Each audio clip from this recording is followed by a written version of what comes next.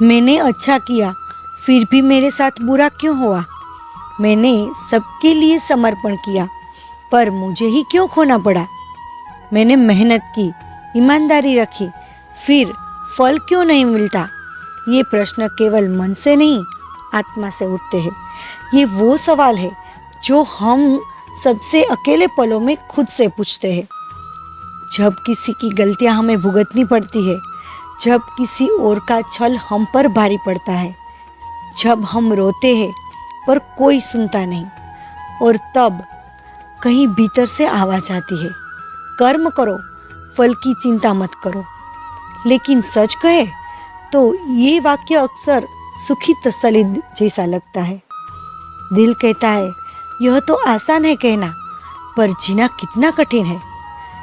यह वह स्थान है जहाँ भगवद गीता केवल एक ग्रंथ नहीं बल्कि जीवन का दीपक बन जाती है। यह हमें कर्म का अर्थ नहीं, कर्म की आत्मा समझाती है। यह हमें बताती है कि जब तुम फूल उगाते हो तो वो खुशबू आज नहीं परसों देगा। जब तुम बीज बोते हो तो वह पेड़ कई सालों बाद छाया देगा। तुम्हारे कर्म का फल ईश्वर की घड़ी में तय होता है, तुम्हारी घड़ी में नहीं।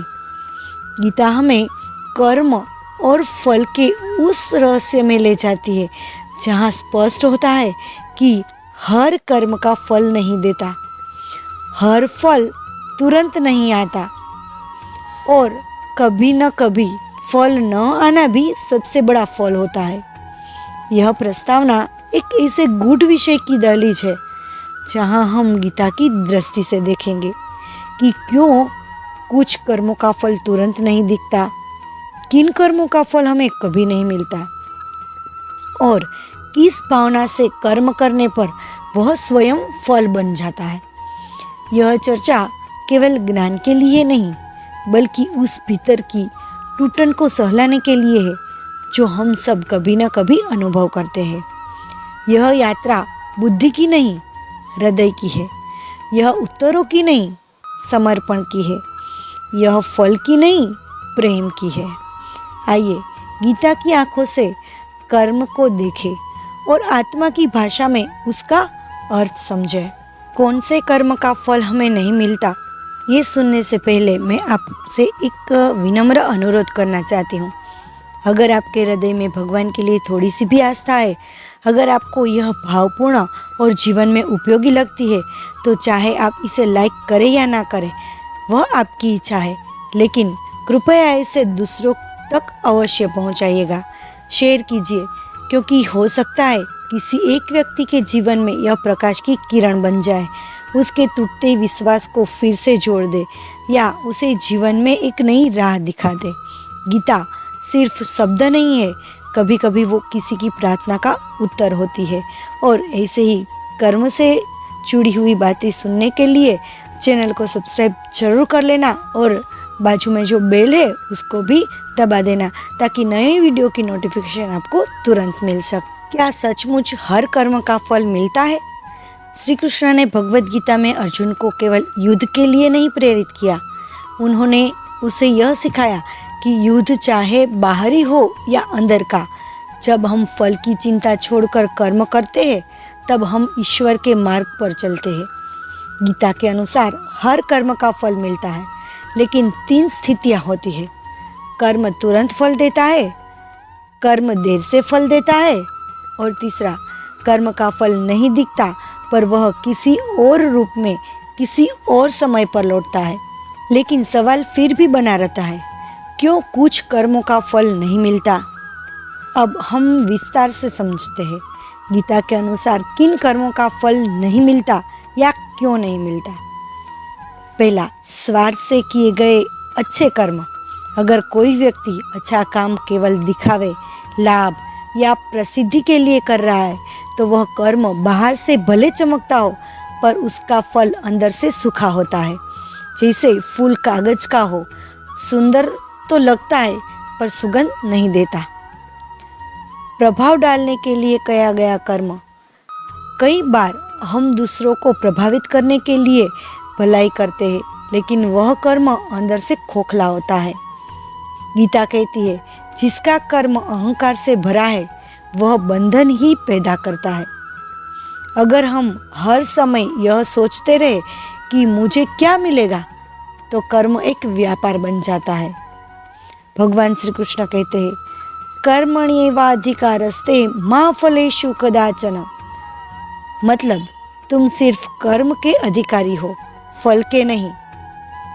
मैंने किया है इसीलिए मुझे मिलना चाहिए, यह भाव कर्म को बंधन में बदल देता है।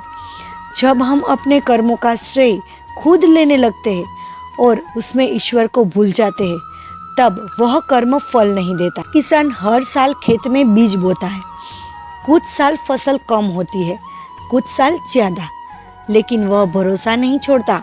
वह जानता है कि हर बीज एक ही मौसम में नहीं फलता। हमारे अच्छे कर्म भी ऐसे ही बीज है।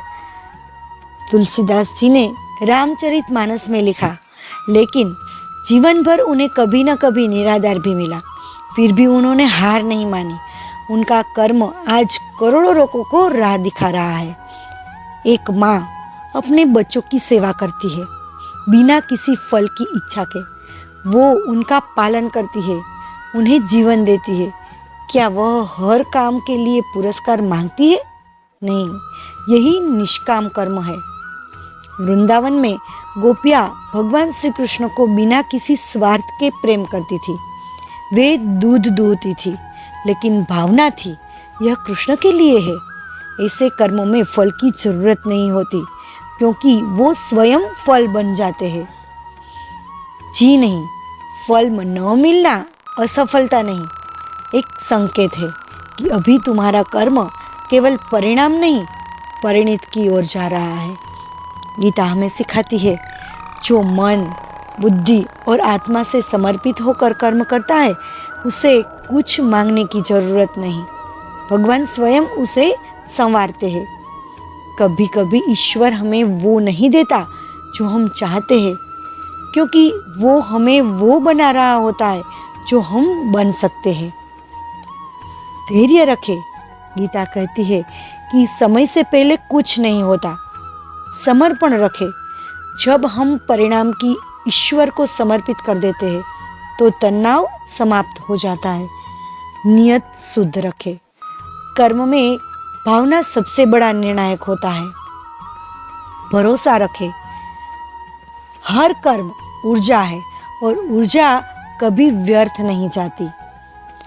जब हम बिना फल की चिंता किए कर्म करते हैं, तो वह धीरे धीरे सेवा बन जाता है। जब सेवा में प्रभु जुड़ते हैं, तो वह भक्ति बन जाती है, और वह भक्ति में आत्मा जुड़ जाती है, तो वही कर्म मोक्ष का मार्ग बन जाता है। इसीलिए गीता केवल कर्म की बात नहीं करती, वह कर्म को आत्मा से जोड़ती है। जब हम कर्म करते हैं, तो अक्सर फल की ओर निगाहें टिक जाती है, पर गीता सिखाती है, जिस क्षण हम फल की अपेक्षा छोड़ देते हैं, वही क्षण हमें ईश्वर से जोड़ देता है। हर अपूरणीय प्रतीत होने वाला कर्म भीतर एक अदृश्य बीज बोता है, जो समय आने पर कृपा की वर्षा बनकर लौटता है। जीवन की इस यात्रा में यदि हम कर्तापन छोड़कर समर्पण को अपना ले, तो कर्म केवल दायित्व नहीं, प्रेम और मोक्ष का मार्ग बन जाता है। यही गीता का सच्चा संदेश है, कर पर समर्पण से। दोस्तों, आपको ये मेरा वीडियो भावपूर्ण या जीवन में उपयोगी लगता है, तो चाहे आप इसे लाइक करें या न करें, आपकी इच्छा है, बल्कि दूसरों के साथ अवश्य शेयर करिएगा, ताकि किसी एक व्यक्ति के जीवन में यह प्रकाश की किरण बन जाए। हो सकता है कि उसके टूटते विश्वास को फिर से जोड़ दे और उसे जीवन में एक नई राह मिल जाए। और ऐसी ही ज्ञान, कर्म और भक्ति से जुड़ी हुई बातों को सुनने के लिए चैनल को सब्सक्राइब कर लेना, और बाजू में जो बेल है उसको भी ऑन कर देना, ताकि नई वीडियो की नोटिफिकेशन आपको तुरंत मिल सके। यहाँ तक सुनने के लिए धन्यवाद। जय श्री कृष्ण।